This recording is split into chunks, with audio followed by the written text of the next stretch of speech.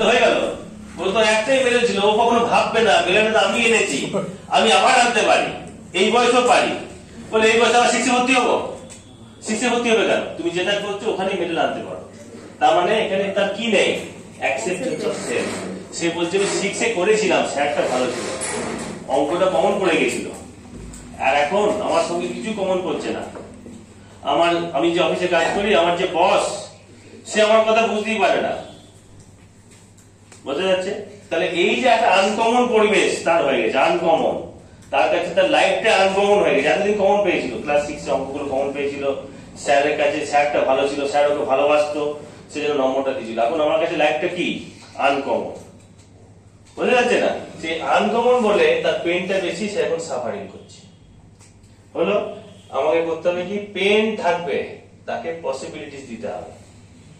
বোঝা গেল? তাহলে আমরা রাধানাথ সিংহের গল্প শুনলাম, আবার শিখলাম পাহাড়ে জুটেছিল, কি নাম ছিল?